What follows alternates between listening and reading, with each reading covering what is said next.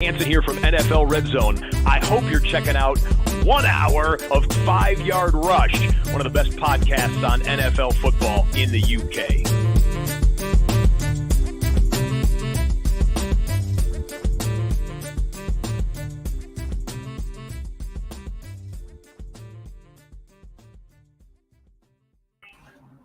Hello, Rush Nation, and welcome to the 5 Yard Dynasty podcast. I am your host, as usual, at the FSA Tweets on Twitter, or Liam. And as usual, Rich, we've got an absolutely jam-packed show. But first, how has your week been, mate? It's good. I'm still bobbing my head along to the intro tune. So, ignore me. I find it so weird every week because whenever I listen to any podcast, I listen on 2 times speed. So whenever I'm listening to like the flagship show or anything like that, I listen to it on 2 times speed. So the Scott Hansen, there we go, does his little speech, his 2 times speed. So I'm used to that in my head. So every time he does it, it's slow. He sounds completely drunk. So every week we come into the pod, I'm thinking Scott Hansen sounds drunk. But yeah. Anyway, how are you, Lynn? All good, and we can only thank Rob for that intro because it's absolutely great. So today we have got a jam-packed show. We've got a great guest on, but Rich, we have a giveaway for the FFCC. Do you want to tell the listeners how to get involved for those 2 spots that we've got? Yeah, so very delighted. Murph has given us the opportunity to give away 2 spots on the podcast. So obviously, fantastic charity tournament that we run every year at 5 Yard Rush. A lot of work goes into it. It's best ball, so it's a case of you get to draft and then not worry about it. It's knockout, 2-week knockout. So for most of you, including me, after week 2, you don't have to worry about it ever again. It's raising money for an incredible charity that is very close to the 5 Yard Rush family heart.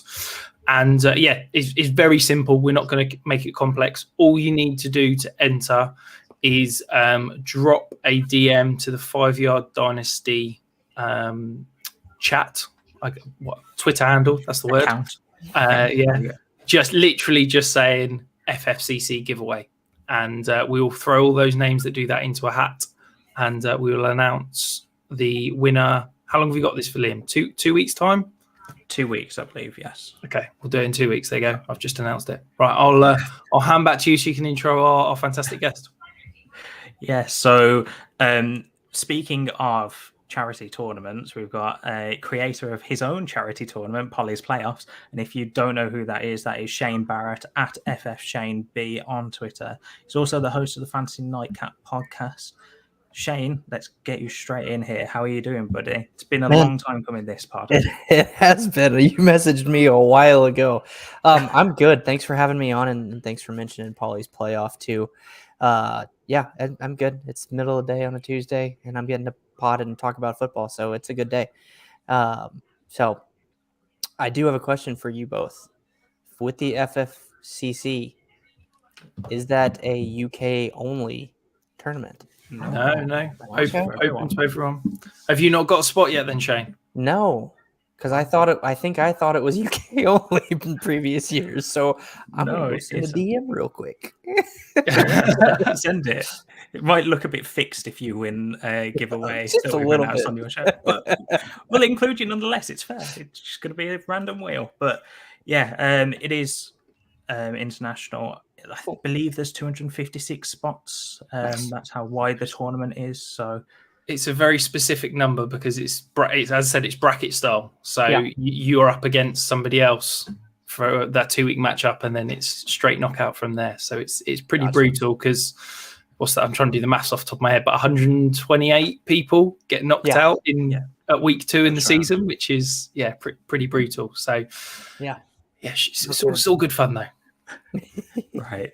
Before we dive into the pod, we got a couple of comments on YouTube. So Jean-Paul Doku, hello, and Drop the Mic FF is in the house as well. So hello, guys. If you have any comments, or if you are listening as a podcast and want to come and give us some comments, even if you want to tell Richie is being too ageist or anything along those lines, just to rile him up a little bit, you can find us on YouTube, Twitch, Twitter, anything that you find us live streaming on. Anyway, enough plugs. Let's get into the podcast. That's been 5 minutes worth of plugs. I think the listeners have had enough of that. So, Shane, we brought you on to talk your pre-camp sleepers. So we've all got one running back or one wide receiver, and then either a quarterback or a tight end. I cheated on that one. Shout out. You're the guest. You're allowed to cheat as much as you like. It's fun.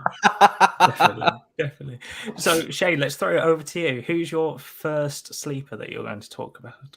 Yeah, so I picked Isaiah Spiller, running back for the Los Angeles Chargers. According to Fantasy Pros ADP, he is going as RB39 and 111 overall, if math serves me right, which sometimes it does, sometimes it doesn't. That's about middle of the 10th and 11th round-ish.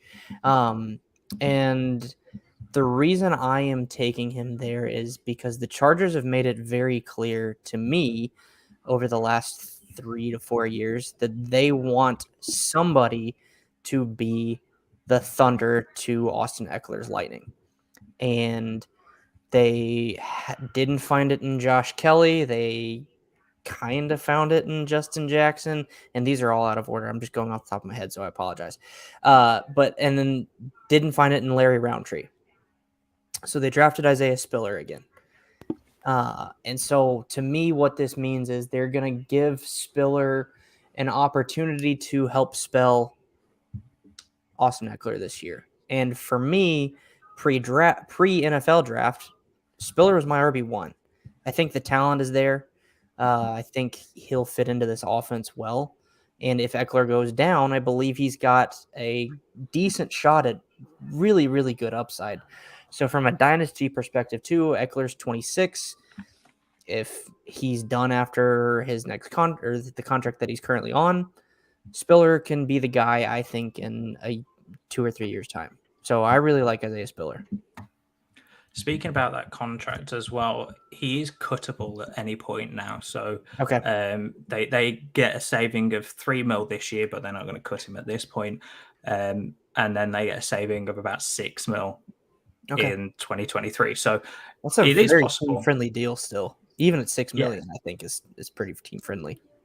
So, Rich, I'm going to throw it over to you because I know that you love your backup running backs. I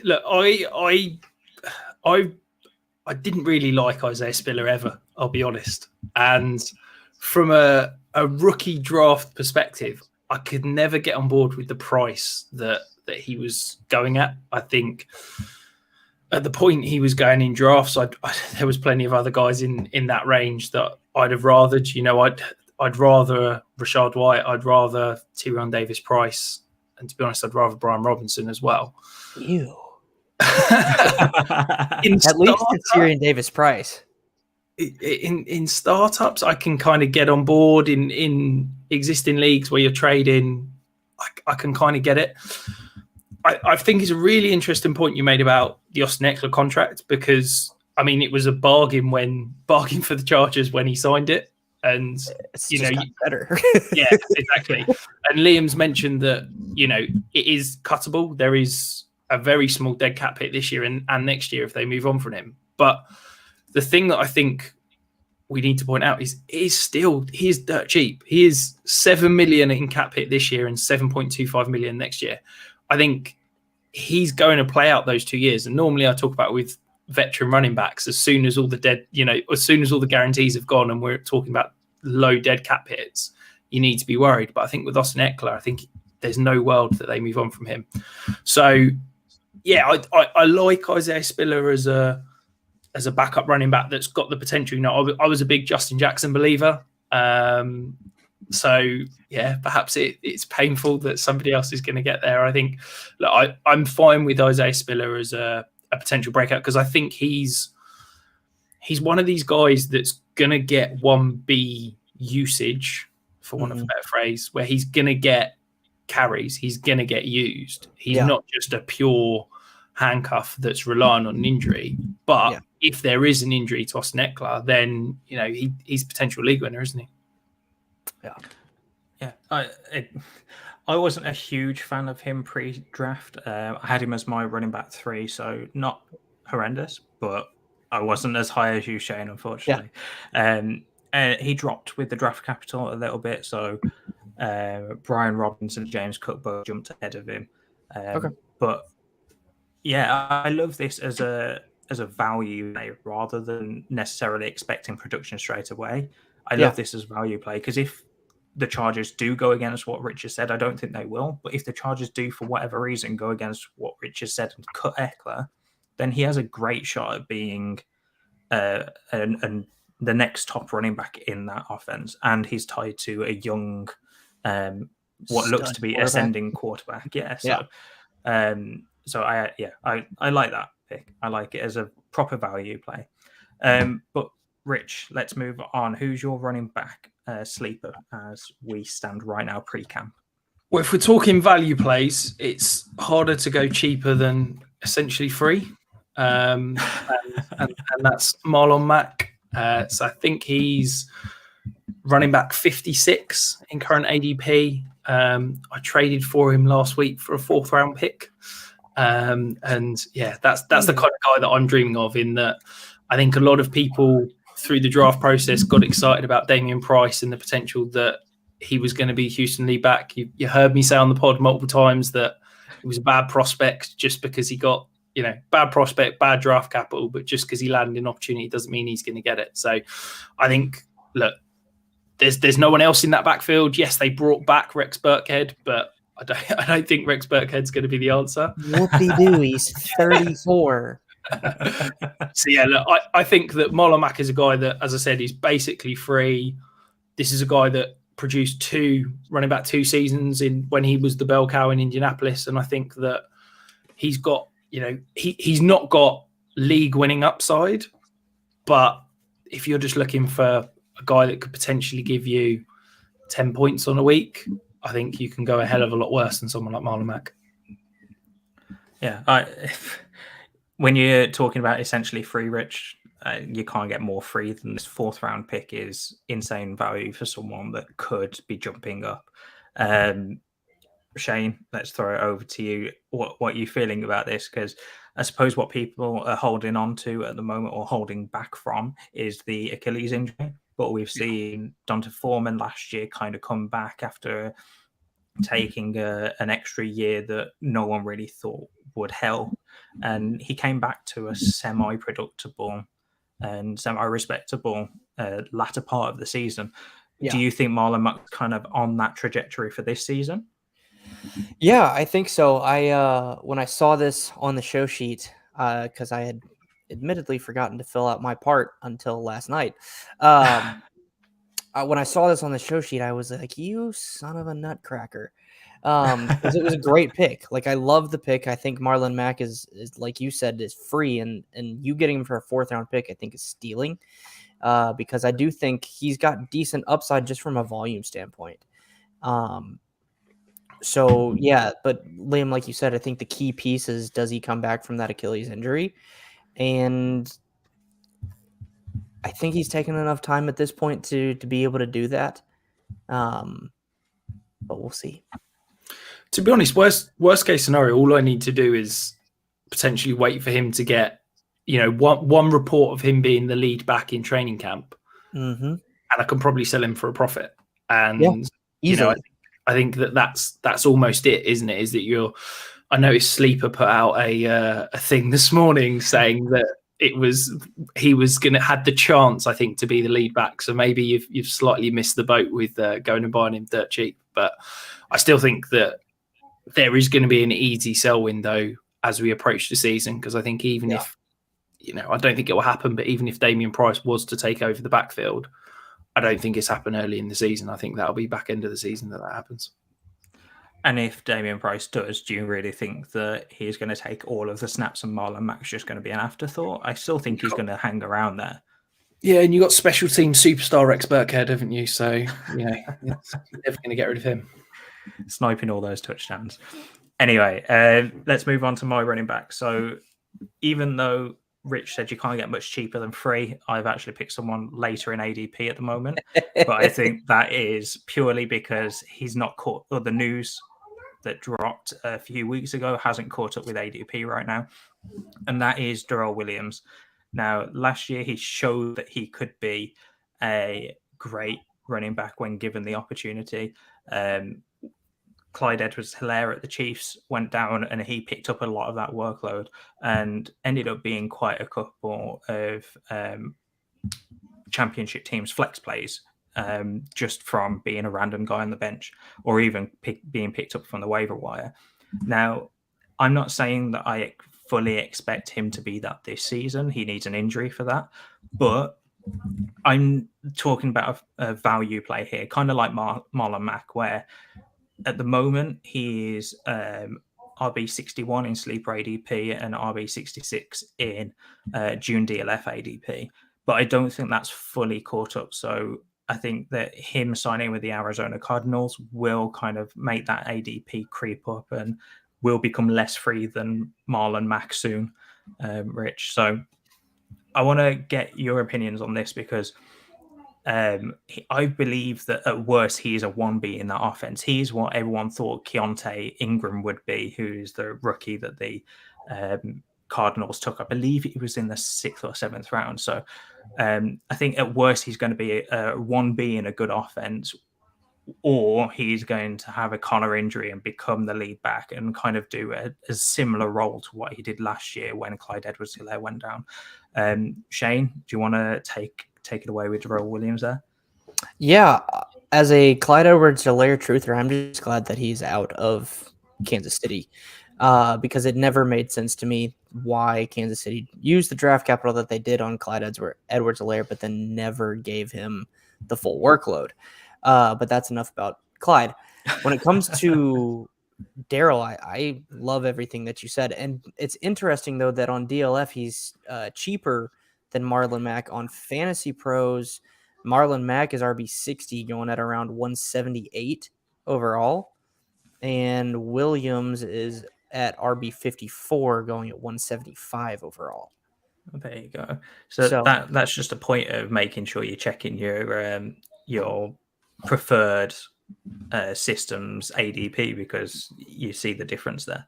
Yeah, and with their I feel like you're probably just splitting hairs a bit because it is so late. But I still think both are great options. And like you said, if James Conner does go down, we've seen Darrell Williams step into a full-time workload in a good offense and have decent fantasy production. So what's to say he can't do that in Arizona? Nothing in my mind. I'd feel confident with him. I don't know if I'm as confident with you, Liam, where I think he's going to necessarily be 1B. If the Cardinals are smart, that's what they'll do to keep James Conner healthy. But I don't know if that's how they'll do it initially. I suppose that is a little bit of a hopeful statement from me, but I think he's proven enough that when he gets the touches, he can be a solid 1B option. Rich, what do you feel about that? I know that this is your area, your running backs that basically no one wants, and you're snapping them up. But what do you think about Darrell Williams? Yeah, it's, rinse and repeat everything we've said about Marlon Mack and everything we said about Isaiah Spiller. This is a guy that is going to get some usage. I think he complements James Conner quite well. I think, I don't expect the Cardinals to give James Conner everything. I think there is going to be some sort of complement to it. I think he'll probably get more work than he did last year. But I don't think, you're expecting Darrell Williams to be Chase Edmonds. I think Darrell Williams will get some, passing usage. And I think, as we've said, he's a guy that is probably a fringe flex play, in deeper leagues, but he's one injury away from being a solid RB2 on a week-to-week basis. And, Liam and the listeners know how I like to fill out my bench spots. And it's basically take as many flyers on these sort of guys as possible, because I can guarantee one thing, and it's between now and August, there's going to be at least one, if not two or three, starting running backs that are going to go down injured and probably miss the year. So why not grab as many of these guys now as you can when they're completely free? And, worst case scenario, you've got a guy that can, you can play a few weeks, and best case scenario, you sell him on for a profit and go from there. Yeah. So let's move on. Enough running back talk now, because Rich has had his time in the show light. So Shane, your wide receiver pick, you've got 2 in the show sheet. So which one are you going for, or are you going to cheat and talk about both? I am probably going to cheat and talk about both. That's fine. You're the guest. You get to do it. So the 2 that there's one of them. The 2 I have are Romeo Dubes and Kyle Phillips. Did I put that in there right? Yep.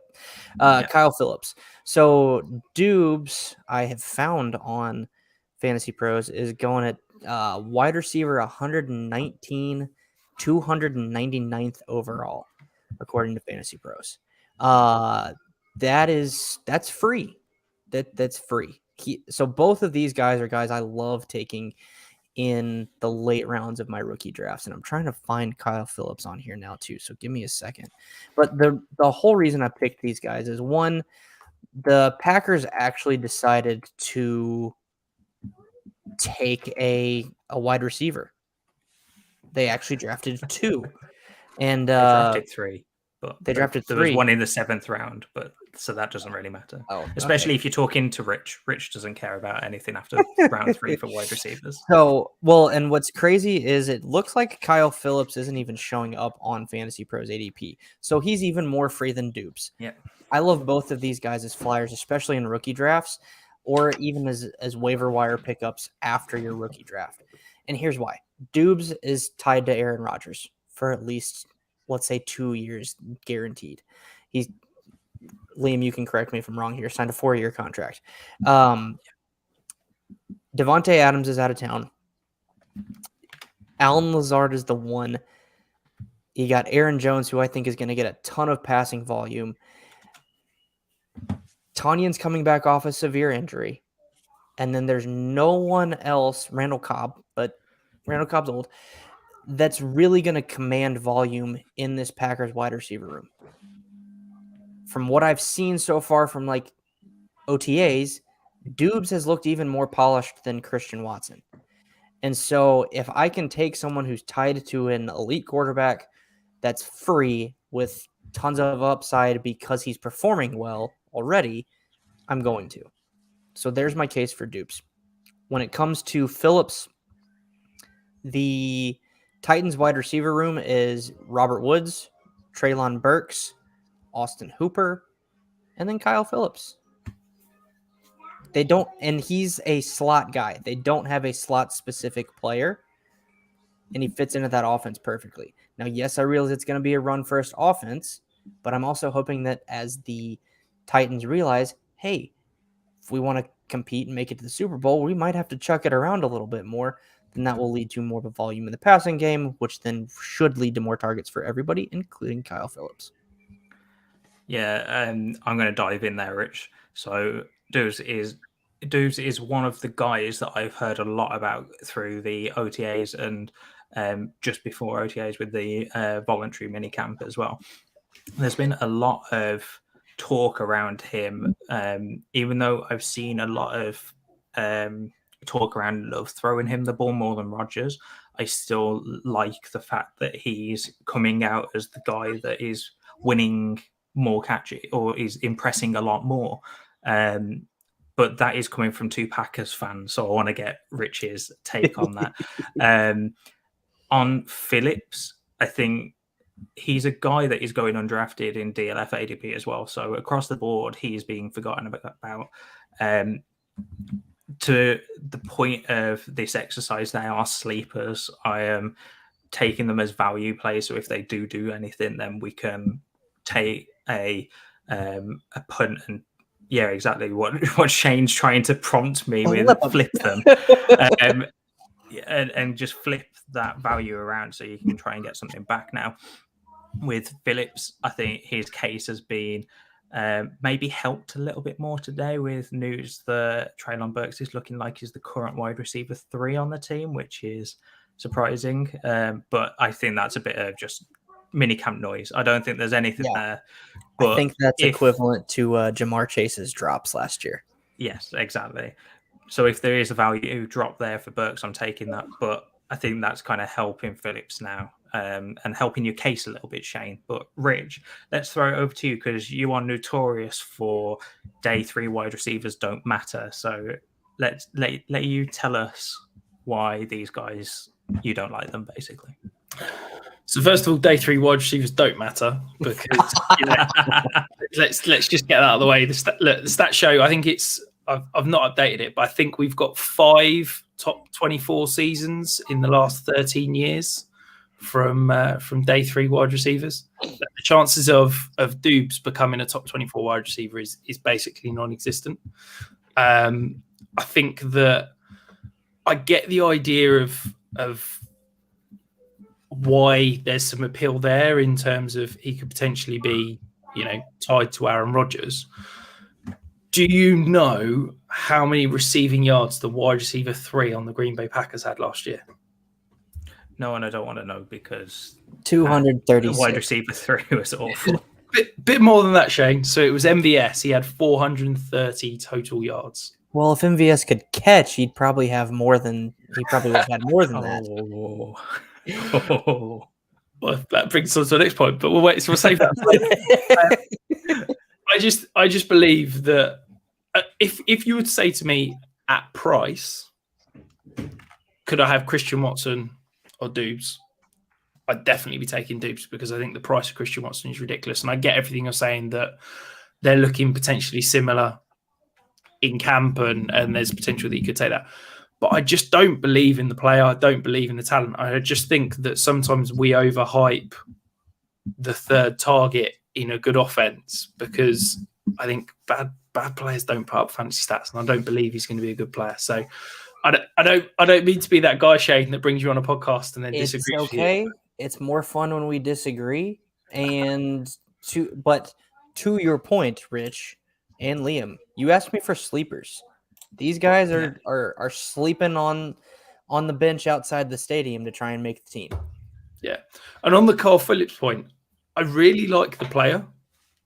I just don't know if he's going to be able to command a true role at the next level. And I think that he is going to be one of these gadget players that will show flashes, like an Isaiah McKenzie or Cedric Wilson or someone like that will show flashes and will put up like a 20-point week. You don't like me to like calling Cedric Wilson a gadget player. Talk trash about Cedric Wilson. Yeah, there's a lot of heard of it. Like, but I think that he's the kind of guy that you're going to look at the end of the season and go, oh, he had 2 like wide receiver 1 weeks where he put up 20 points and it'll be great. But then for the remaining 15 weeks of the year, like 0 points and won't get a touch. And I just think that maybe I can see it in best ball, but for me, I don't think Carl Phillips will ever command a true role at the next level. That's fair. So, Rich, bringing you on to the next player. Shane has kindly already hinted at him, so let you take it away, mate. So Shane's slagging off my receiver before we've even got to That's why he came after you about both of those there, Shane. What? That's why he came after you as revenge for MVS slander. Yeah, he knew I was going to hate on the MVS pick. Yeah. So, you know me, I'm a big contract guy. I believe in following the money. And look, the Chiefs traded away Tyreek Hill. They've then brought in a whole load of different options into that wide receiver room. And only one of them has actually been paid. MVS is the only guy. He's getting paid $10 million a year. Juju's, I think, like $3 million a year. It's something pathetic. Yeah, really? Yeah. That's shocking. I think it's a 1 year, $3 million deal. There's got to be incentives on that, though, right? I don't think there's much. Okay. And I So really believe his cap hit is $3 million this year, just under $3 million. Yeah, so scroll guaranteed. Scroll down a little bit further. Incentives. So he's got $2 million incentives, but that's not huge. That's still 5 mil max. That's not much. Okay. But MVS is adding up the incentives. He's currently Go on, the sorry. third Chiefs receiver off the board in terms of ADP. He's going behind Juju. He's going behind Sky Moore. And I think he's just being forgotten about. I think that this is a guy that is going to command those high-value touches. You know, we talk about high-value touches with running backs. I did a big study last week about high-value touches for receivers. And I think that, you know, MVS gets those deep targets. He gets those screen targets. He gets the red zone targets because he is a bigger-bodied receiver. I think the Chiefs are going to love him and not take him off the field because of his size. His ability to block in the run game means he's going to get utilized a lot. I think that the Chiefs, you know, nobody wants to hear it because I think we talk about the Chiefs being this high-flying passing attack, but they've got one of the best offensive lines in the league in terms of run blocking. They've gone and signed Juju. They've gone and signed MVS, who are two of the best run-blocking wide receivers in the league. I think we're going to see an awful lot of Juju and MVS in the slot, Kelsey out wide, and run the ball. And to me, that means MVS is going to be on the field. And therefore, when he's on the field, he's going to get those play-action deep shots, which are going to be, you know, potential incredible fantasy production. I really think that MVS, wide receiver 68, that's absolute bargain. And I think that at his current price, he could genuinely be a league winner. Shane, I can see you chomping to try and get in on this. So I'll let you take this away. I'll sit back and I'll let you go, Rich. Okay, I'm just going to do my best MVS impersonation when it comes to catching the ball. Are you ready? Go for it. He can't catch. He had one of the best quarterbacks in the NFL throwing him deep balls, and I don't know. I'm going to have to go look that up while we're talking about it. But I don't think he ever surpassed a significant amount of fantasy production in a specific year. Yes, he had big games. So I'm going to counter you there with your best ball comment about Kyle Phillips. I think he'd be a great best ball target. Yeah, his best year, he had 690 yards in 2020 on 63 targets, 33 catches. He's never had more than 38 catches in a season. That's my concern with MVS is I've watched him drop too many passes from Aaron Rodgers. The talent level and arm talent level from Rodgers to Mahomes there's no difference to me. So the talent to me there doesn't change anything from like a quarterback standpoint. And so that's my biggest concern is MVS just drops the ball too much, even on those high value targets. Yes, he's going to get them, but he's got to catch them. And he hasn't proven to me that he can do that consistently enough. And like you said, he was the third target on the Packers. I think he will likely be the third target on the Chiefs because, yes, you follow the money and he's being paid more than Juju. But I'm wondering if part of that was Juju wanting to have a prove-it deal to be able to make more money later on. But he's still at least going to be behind Kelsey. And then if you throw in the amalgamation of wide receivers that they have, Juju, Sky Moore, MVS, let's throw Clyde Edwards-Helaire, Ronald Jones in there. There's a lot of options for Mahomes to throw it to. He's likely to spread the ball around outside of Kelsey. I'm not sold on MVS personally. And another point, not related to MVS, can we talk about how Sky Moore is being severely overrated because of this landing spot too? Oh, massively. We're both on you. Yeah. I got really annoyed because I really like Sky Moore as like a second round sleeper going into the draft. And I was like, I think I'm going to get loads of Sky Moore because I was much higher than consensus. And then he landed on the Chiefs and it's like, right, I've got no Sky Moore because, you know, as soon as people are wanting to spend a first round pick on it. Going in the mid to late first round and I'm not touching him there. If I'm picking 108 to 112, I am trying to trade out of that pick most likely. Okay. Can I counter your counter with a couple of points, if I may, Shane? Please. So third target on the Chiefs last year, would we be generous in saying McCole Hardman? Had 83 targets last year. Had a 12.3% target share. Do you know how many MVS had on the Packers? I think you said, did you say 68? He had 63 in 2020. He had 55 last year. Yeah. So 14.6 targets, yeah. If we're penciling in an increase in targets, which is what I'm expecting, because I think that MVS is going to get on the field more than Hardman, because I think MVS is a better blocker. Yeah, that's fair. I think 80 targets is his floor. I think if I'm getting 80 high-value touches, 80 high-value targets, I think he's got the potential to easily outproduce. Does he catch 40 balls, though? Because his catch rate is, like, I'm looking at it on Fantasy Pros right now. His catch rate is right around 50%.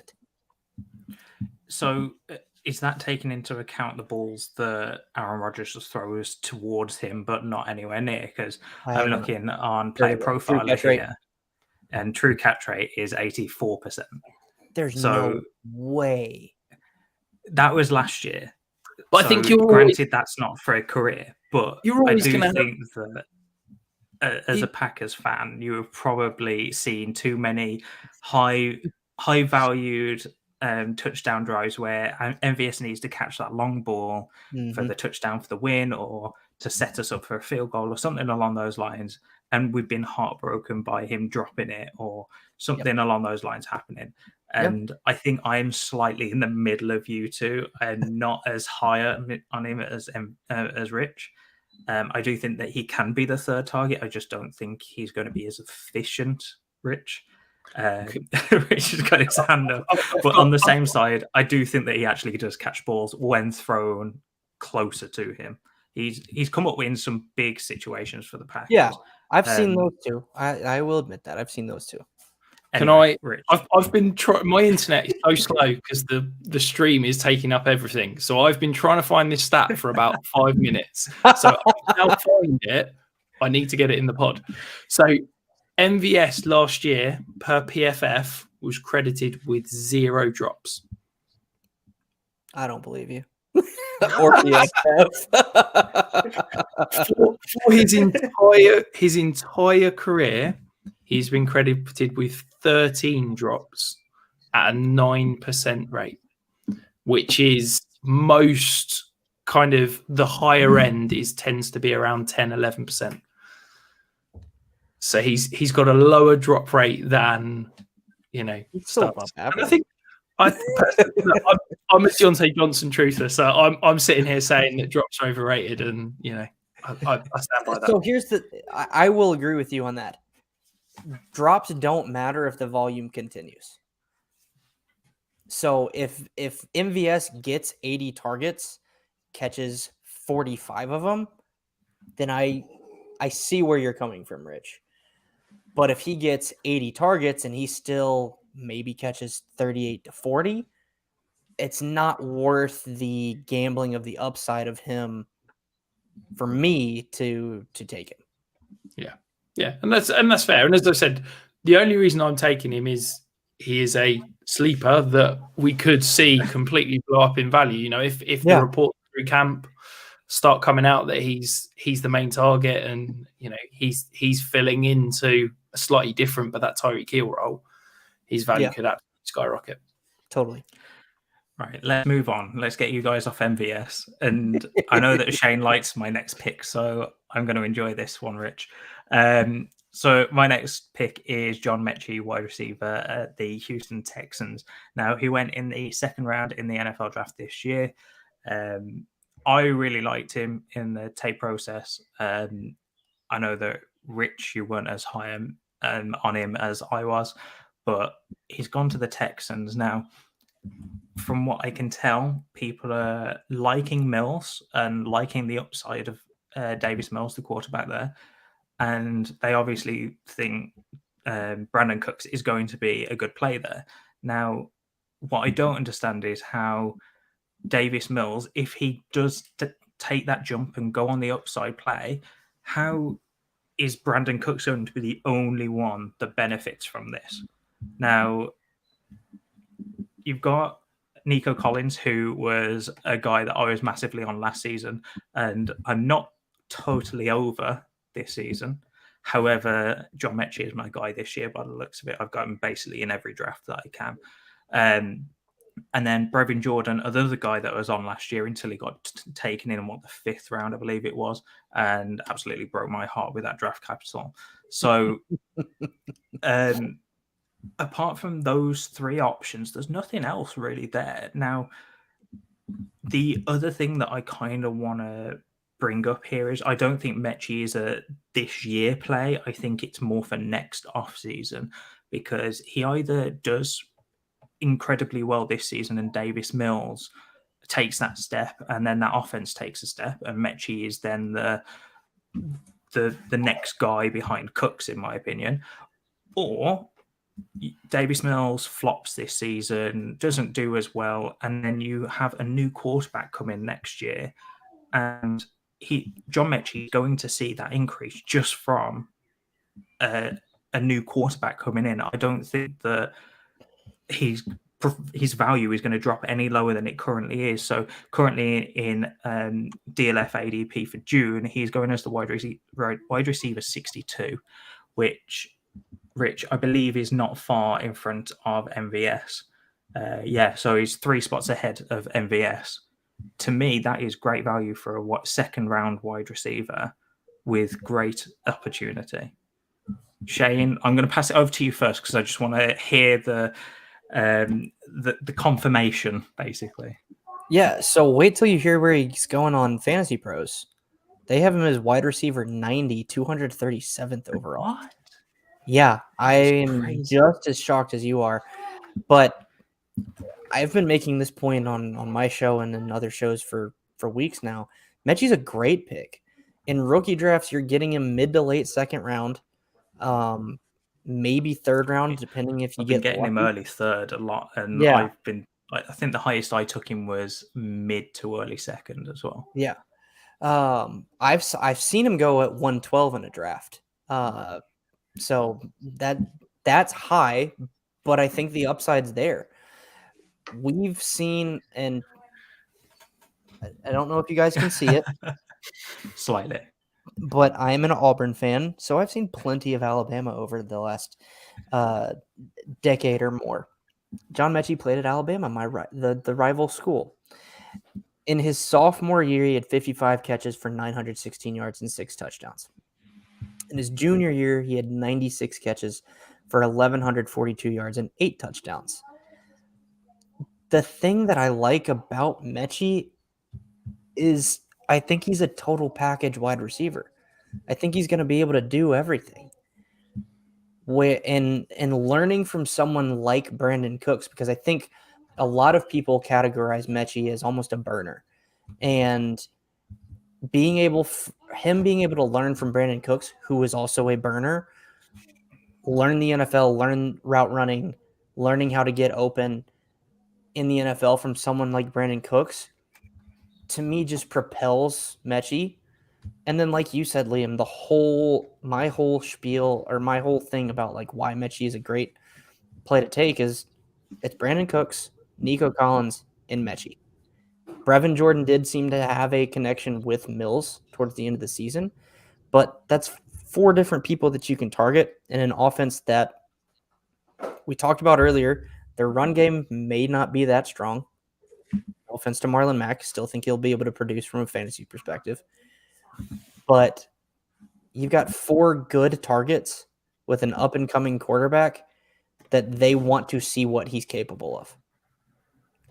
For those reasons, I like Mechie, especially at the 90th or even 63rd wide receiver off the board. Yeah. Rich, come on then. Let's have it. I don't hate Mechie, okay? Famous last words. I didn't particularly love him through the rookie process. I think I had him as a late second in Superflex leagues, which at that point, I've got a few shares. He was my wide receiver 13, though, in the rookie draft process. So I didn't love him. 13? Yeah. Rich hated him. Yeah, he said he didn't, but he does. I'd take Tyquan Thornton over him. I'd take Wandale Robinson over him. Rich. Hold on. Continue. You but set I'm gonna Shane go off, find- mate.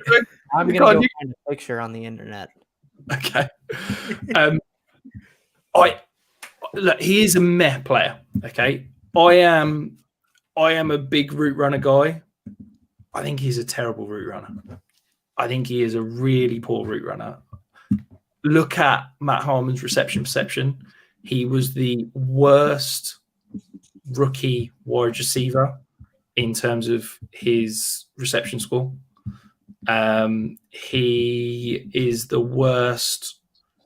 The only players worse than him were Kadarius Toney and Amari Rodgers in terms of the last 2 years, how Matt Harmon views them in terms of route runners. I think That was he's just a way to landed- cut me deep, wasn't it, Rich? Yeah. Look, it was my Amari Rodgers shot without having to take it, to be honest. I think that we talk about being the number 2 in Houston as like a good thing, but I'm not sure it is a good thing. Here's one for you. If we take the wide receivers 2 to 5 on the Texans last year, so Nico Collins, Danny Amendola, Chris Conley, and Chris Moore. So between those 4 players, how many top 36 weeks did they have last year? So that's what I'm trying to do maths. This is really bad. That's like 70 weeks total between the 4 of them. How many top 36 receiver weeks did they have? 3. Liam? I'm going to go 4. Yeah. Slightly. Shane nailed it. So Chris Conley had a wide receiver 20 week, a wide receiver 24 week, and Nico Collins had one wide receiver 33 week. Danny Amendola did score 32 fantasy points in week 18, but we don't count that because fantasy doesn't exist in week 18. Oh, so I was right if you counted week 18 then. Well, yeah. You skewed the numbers. But this is what I'm saying. Like, yes, I think Davis Mills can potentially take a step forward. Yes, I think that Houston offense is probably going to be in a better situation than it was last year. But I still don't know if I want the wide receiver 2 of that offense. They've just re-signed Cooks. They've just overpaid Cooks, quite frankly, to stay. I think that this offense is probably only going to be able to justify one fantasy relevant player. And I think in terms of the wide receiver core, and I think that's going to be Brandon Cooks. And I think you see it this year again. Wide receivers that don't produce in their rookie year, you look at someone like Terrace Marshall. I mean, 12 months ago, how high was the hype on Terrace Marshall? Everybody was all in on Terrace Marshall. And I was. I don't think any of us on this pod was. No, I was big. But you've now seen that again. And I think after a week or after a season of poor performance, I don't think people are going to want him. Now, Shane, you've gone and found this picture, so I feel like you need to share it.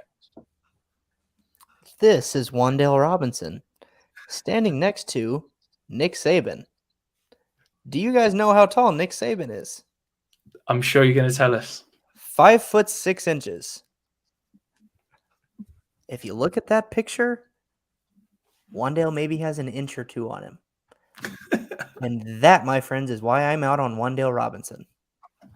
What if I was to say, Shane, that there is no statistical correlation between receiver height and fantasy production? I wouldn't believe you. That's something you need. It would make sense, but I guess my counter to you would be how many fantasy relevant wide receivers have there been that have been 5'8" or shorter? And my counter to that would be how many NFL wide receivers have there been that have been 5'8" or shorter? Exactly. But just because there's small sample size doesn't mean the chance of success is small. There's a reason for it. I'd be willing, I've got the research somewhere I can go dig out. I'd be willing to bet that the hit rates at under 5'8" are similar to the hit rates at 6'3", 6'4". Because just because the sample size is smaller doesn't mean that fair. And I reckon, I'm trying to think off the top of my head, Percy Harvin was about that size. Yeah, and I'm pretty sure Percy Harvin had a couple of good. Now you're making me double. Oh, this sounds like something you need to discuss with Shane offline, He's Rich, and then 5'11", we can bring it actually. up at the start of Has next he week's only show. 5'11"? Percy Harvin was 5'11". I'd question where that was measured, but yeah, okay. I'll give you that. Let me. I'll dig out the stats, Shane, and I'll share Okay. it with you at some point. And let's move the show along, or we could have arguments about short people all day. Well, I am a short person. That's why I'm arguing. I'm 6'3" and 1/8, so you know I've got to support the little guys at some point. You're supporting them by having me on the show. Right, Shane, who are we going to be talking about next? Both. Sorry. You going both? Should we start with quarterback? Yeah, I'm going to start with quarterback, and then because I think you guys both put quarterbacks. Oh no, one of you put a quarterback, one of you put a tight end. Here, I'll throw you guys an idea. We'll do quarterbacks, and then go tight end. Go to my tight end and throw it to. Sounds perfect, Shane. Sounds good. What are you doing every Tuesday at 3:00 Eastern? You can host the show with me and Liam. Working typically. Okay, so for my quarterback on this section, I put Matt Corral. And according to Fantasy Pros, he is going as quarterback 41, 274th overall. Now, wow. I'm assuming Superflex would bump that up. Here's the very interesting part. Sam Darnold is only going as quarterback 35 and only 261 overall. And if Matt Rule cares about his job, unless Sam Darnold has somehow taken steroids and I don't know, finished his degree at USC to somehow improve his football playing on the field, Matt Corral probably needs to start sooner than that. And with where you can get him, I think he's got tremendous value because the weapons are there in Carolina. You got DJ Moore. You got Christian McCaffrey and Chuba Hubbard, and now Deontay Foreman. I like their tight end, Tommy Tremble. Wide receivers, you still got Robbie Anderson, too. Terrence Marshall, if he can make a comeback, but I don't think any of us think that's possible. But the whole point is I think the offensive talent is there to have a quarterback be successful. They've just had Sam Darnold. And so I love Corral as an extreme value because the minute he has a 300-yard passing game and 3 touchdowns, he's paid off for you. Yeah. Go on, Liam. You go. Yeah, I like it. I like the idea. I can't imagine Darnold being fantasy relevant for long, unfortunately. I mean, I don't know how Rich feels as the Jets fan in the room, but yeah. Look, I love the pick, and we can kind of combine it with mine because my pick was Desmond Ridder, and I think that for both of them, they're in the same boat, aren't they? Where I think that realistically, the teams have basically paid nothing and are spending nothing to acquire them as quarterbacks, and both teams are probably going to be in a position where they need to make a decision on these guys. Are they the franchise quarterback, or are they going to go and dip their toes into what is expected to be a fantastic quarterback class next year? And I think the worst thing that the Falcons and Panthers can do is go into next year without an answer on Corral or Ridder. And I think completely agree. Because of that, I think we're going to see both of them sooner rather than later. And I think that as soon as they become the starting quarterback, we always say any starting quarterback in Superflex is worth a first. Well, if you can sell Matt Corral or Desmond Ridder for a first, happy days. Certainly not paid that. Definitely. Exactly that. Go on then. Do you want to give us your tight end then, Shane? Yeah, well, I was going to comment back on Ridder. I loved Ridder pre-draft, and I like the landing spot too. I would almost be okay as a Ridder guy waiting maybe a little bit longer with him to let Mariota help him develop. And I know that's probably like, what the hell are you talking about, Shane? But Mariota, like, he got the short end of the stick, if you ask me. He had 5 offensive coordinators in like his first 3 or 4 years, and like never got to play in the same system twice. With that, I think his career has not been what we expected as the, if I remember correctly, 2nd overall pick. But he's still in the league and has valuable experience that I think he can help Ritter learn the game. And maybe that holds Ritter off of the field a little bit longer so he can learn a little bit longer. But then I still expect to see him, I would say 8 games at least this year. And to me, that for Ritter should give you a good idea of where you want to go with him, like you were talking about, Rich. Yeah, I think I've got penciled in week 11 as the last, so the latest that Ritter comes in, because I think they've got Chicago, they've got an easy couple of weeks, which would be nice to kind of blood a rookie quarterback in. It's coming off that Thursday night game the week before, so you've got kind of the fake bye week where you've got 10 games to prepare for it. I think the worst case scenario for Ritter is that he's starting come week 11. Yeah, I like that.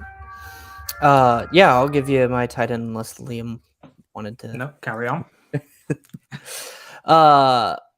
My tight end is Hayden Hurst. And love this pick. Love it. I wanted to put this one down. Thank you. Sorry, I cheated then. But yeah, Hayden Hurst is going as tight end 25 on Fantasy Pros, 186th overall. I think if I remember correctly, the contract is kind of a sweetheart deal. But this offense, it's hard to imagine that this offense can improve because it's been so good. But the whole, like, I am still of the opinion that the Bengals should have drafted Penei Sewell.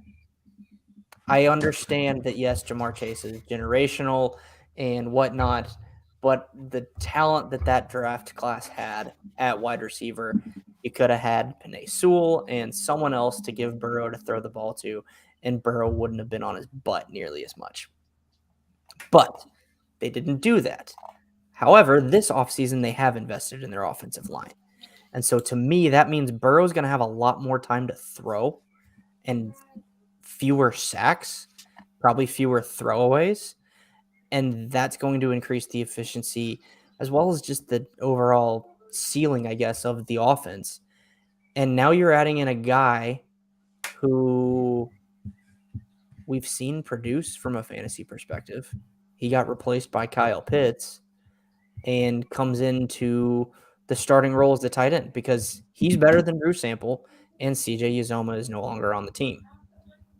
Hello, Hayden Hurst, for all those tight end targets and being the 4th, maybe 5th option, if you consider Mixon 4th, in a high-powered offense.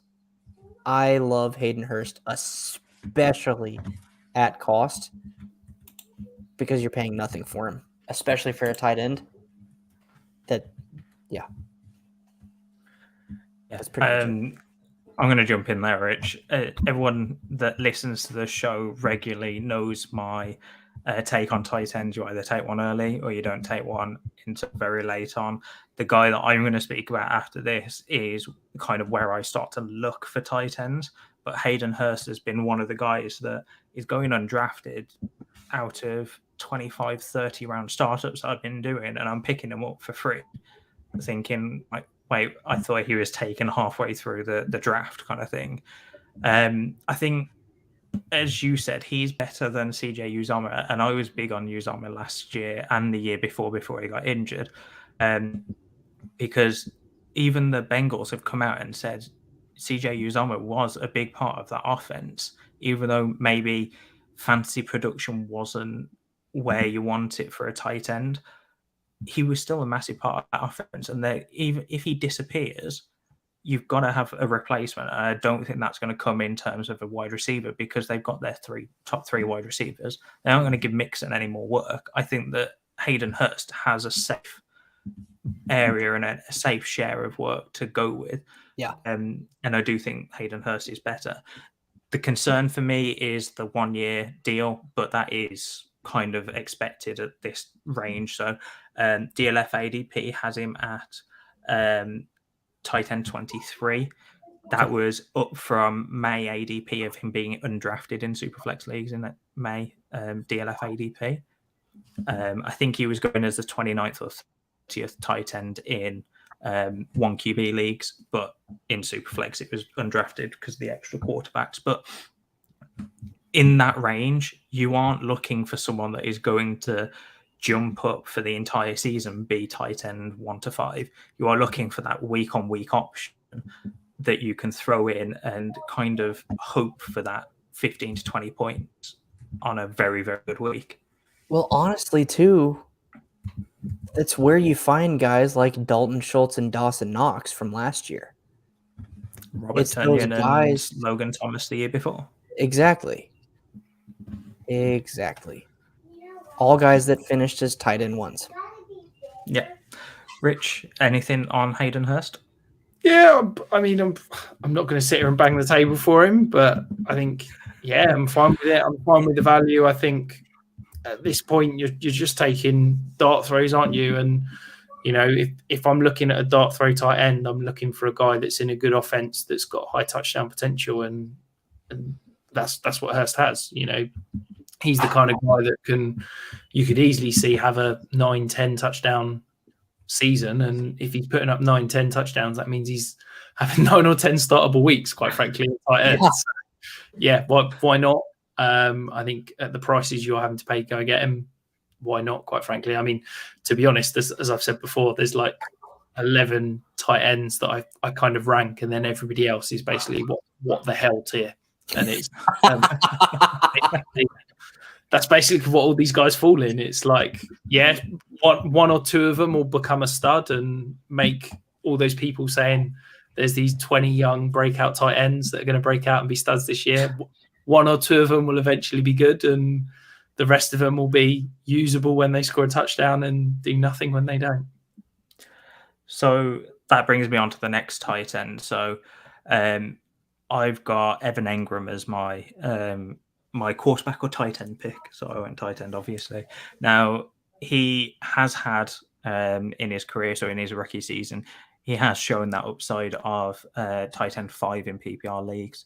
But at the moment, he's currently going as the tight end 22 in June DLF ADP.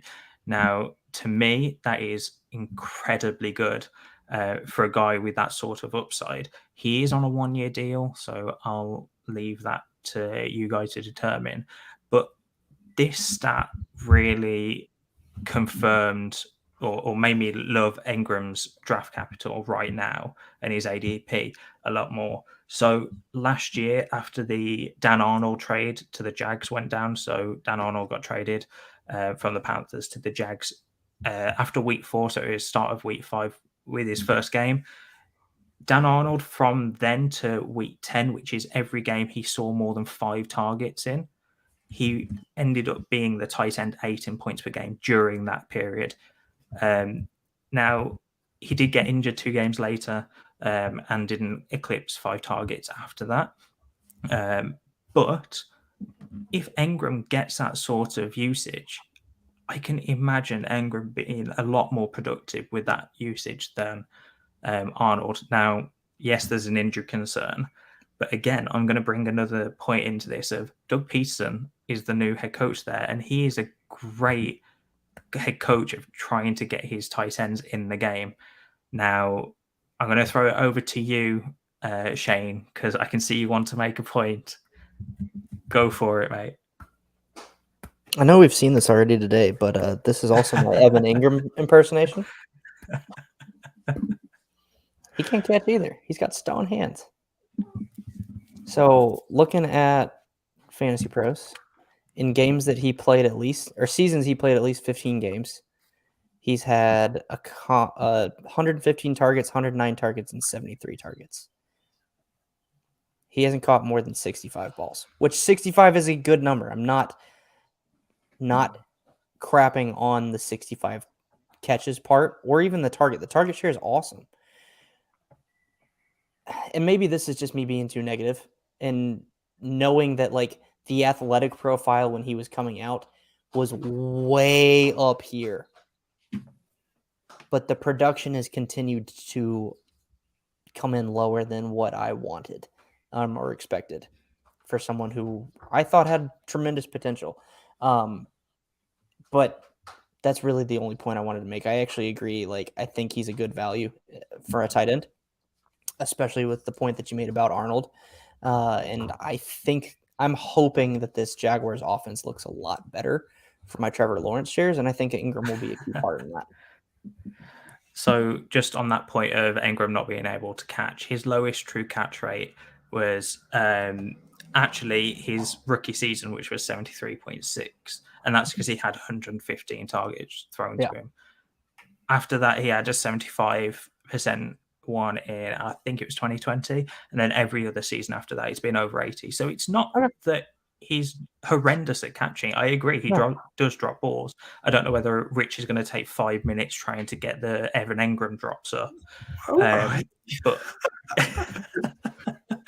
But I don't think he's horrendous at drops. Again, I just think it's that perception of maybe he drops balls in big situations, and that kind of plays into it a little bit. But I think with tight ends, I always preach draft some later because one of them is going to end up doing a lot better than everyone expects. And I think Engram this year is my pick to really jump up into the top 12 range after being drafted really low.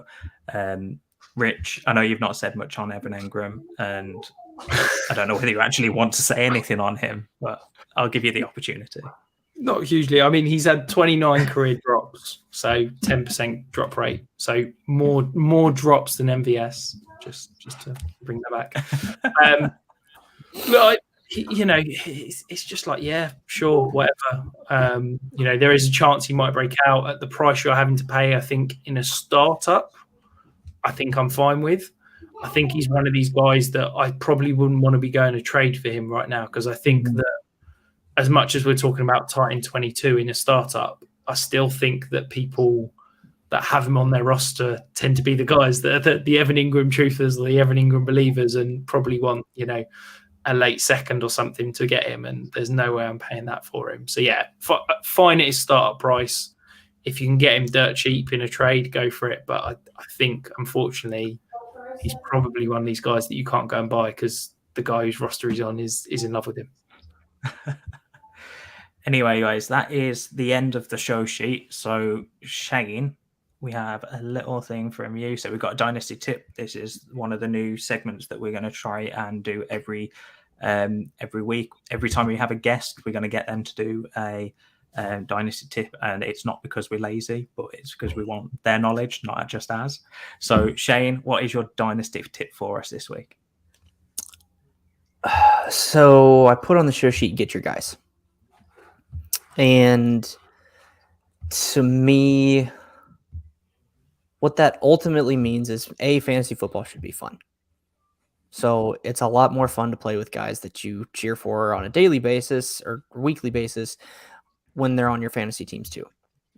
But the other thing is, even if it's not someone that you necessarily like to cheer for, but he's good at fantasy and you've liked having him on your fantasy roster, go get him. And that may be a round or two above ADP sometimes, and that's okay. Go get your guys. I like it. So that is the end of the show. Just a quick reminder, FFCC giveaway, drop the @5yard Dynasty page DM, something along the lines of FFCC giveaway. Shane, go do that after the show. I already did it. Oh, okay, there we go. So make sure to do that. And a quick plug from both me and Rich, the UK FFC, which is not to be confused with the FFCC, is a UK fantasy football get-together. It's the UK Fantasy Football Collective. It's going to be the Fantasy Football Expo style event over in the UK. So if you want to get involved in that, Tickets are over at _UKFFC. And until next week, guys, enjoy yourselves, stay safe, see you later.